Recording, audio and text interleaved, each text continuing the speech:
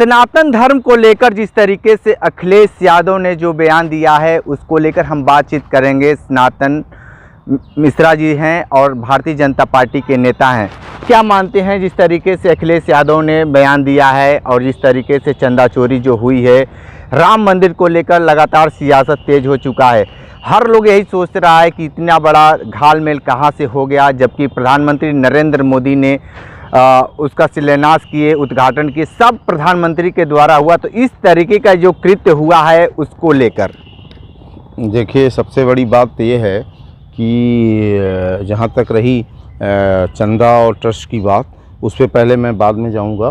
पहले मैं आपको एक चीज़ बता देना चाहता हूँ कि मैं तो स्वतंत्र मिश्रा बोल रहा हूँ चैलेंज दे करके कि अखिलेश यादव कोई नेता नहीं है। पहली बात ये आप जान लीजिए। इसलिए नेता है क्योंकि उसके पिता जो थे वो मुख्यमंत्री थे और उन्होंने जैसे गांधी जी को लेटर लिखा मोतीलाल नेहरू ने कि वैसे योग्य तो सरदार पटेल हैं, लेकिन आप नेहरू को ही भारतीय राष्ट्रीय कांग्रेस का अध्यक्ष मानिए ताकि वो प्रधानमंत्री बन सके। उसी तरह से मैं एक एग्जाम्पल आपको दिया कि अखिलेश यादव का कोई राजनीतिक बैकग्राउंड नहीं है, सिर्फ अपने बाप पिता के नाते। अब उसके पिता की कहानी सुनिए। वो सनातन की बात कर रहा है, पहले अपने बाप से तो ही पूछ ले, या अपने बाप तो नहीं है दुनिया में, अपने चाचा से पूछ ले। शिवपाल से की गोली किसने चलवाई? जब राम भक्त वहाँ जा रहे थे, क्या नाम है, अयोध्या में बाबरी मस्जिद तोड़ने के लिए, तो इसी के पिता ने कहा था कि इतनी गोली चलाओ कि सब मर जाएं।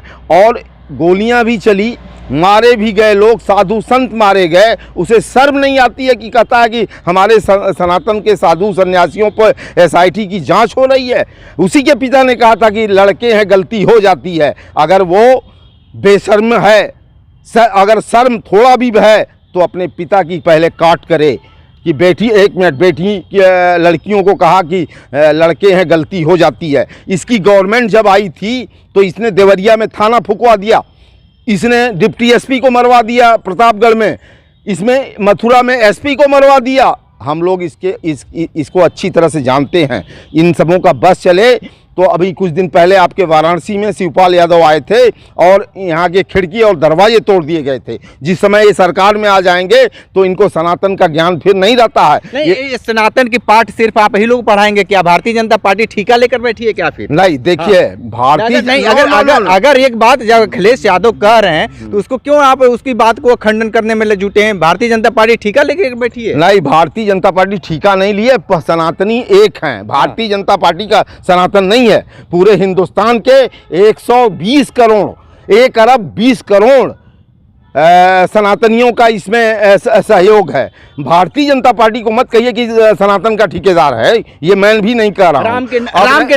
राम के नाम पर वोट आप मांगते हैं और कह रहे हैं कि हम ठेकेदार नहीं है। नहीं, राम के नाम पे वोट, राम का नाम तो दुनिया लेती है। हाँ। कोई जरूरी थो ना। अरे भारतीय जनता पार्टी ने अपने को आगे करके 1 अरब 25 करोड़ जनसंख्या के सहयोग से भारतीय अयोध्या में प्रभु श्री राम जी का। फिर अखिलेश यादव के बयान से आप इतना तिलमिलाए क्यों हैं? अखिलेश यादव ने जो शब्द कल कह रहा था उससे मुझे बहुत गुस्सा लगा, क्योंकि अखिलेश यादव सनातन की बात कर रहा था और क्या नाम है कि चोरी हुई है। अरे अगर चोरी हुई भी है, मैं समाज में कह रहा हूं, जैसे गोली चल रही है लेकिन दूसरे दिन भी लोग कांड कर दे रहे हैं, गोली चला दे रहे हैं, तो उसमें हो सकता है कि कोई न कोई गड़बड़ी किया होगा। वो तो सामने आ रहा है कल से ही, कल परसों में वो सामने आ जाएगा और जो चोरी किया है वो जेल जाएगा और पूरे पैसे बरामद किए जाएंगे। लेकिन एक बात बताइए कि भारतीय जनता पार्टी की जो शीर्ष नेतृत्व है वो खुलकर क्यों नहीं बोल रहे हैं लोग कि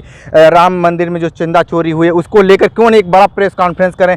सिर्फ 12 साल की उपलब्धि गिनाने में सारे भारतीय जनता पार्टी के जो नेता हैं सारे लोग लगे हुए हैं। तो राम मंदिर के जो इतना बड़ा 2 करोड़ का मामला लगभग 24 करोड़ में बेचा जा रहा है, तो इसको लेकर बड़ा press conference Bharatiya Janata party के नेता क्यों नहीं कर रहे हैं? देखिए, सबसे बड़ी चीज़ है, कल विनय कटियार साहब ने कह ही दिया कि क्या नाम है, इसमें एक निष्पक्ष जांच होने जा रही है और जिन जिन लोगों ने इसकी गड़बड़ी की है वो तो पैसा देंगे भी, सीधे जेल भी जाएंगे। अब आप क्या लेना चाहते हैं निर्णय में? बुलडोजर कब चलेगा? बुलडोजर, सबसे बड़ा बुलडोजर की बहुत मांग का प्रचलन है यूपी में। एक मिनट, अगर इतने बड़े अपराधी अगर हो गए वो, तो उनके घर पे बुलडोजर चलना तय है।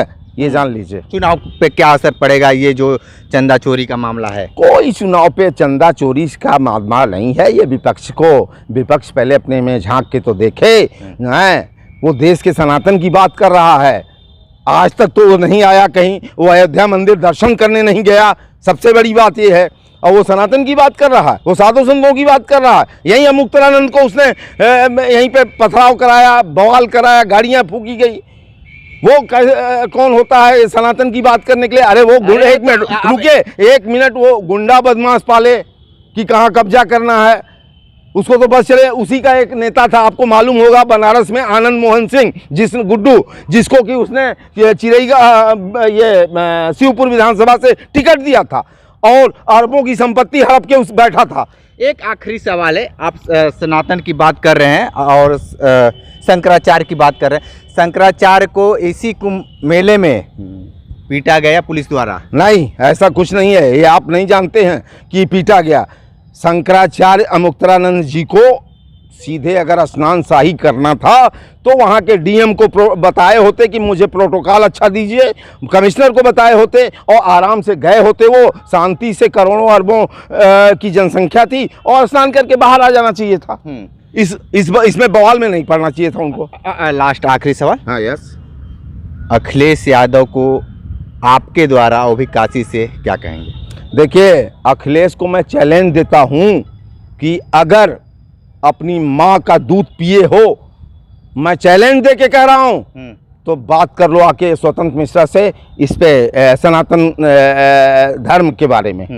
तो आप सुन रहे थे जिस तरीके से सनातन मिश्रा ने बहुत सारी बातें, स्वतंत्र मिश्रा ने जिस तरीके से अखिलेश यादव को लेकर बहुत सारी बातें बताए हैं। विशेष इंटरव्यू कर रहे थे, तो हमारे साथ बने रहिए।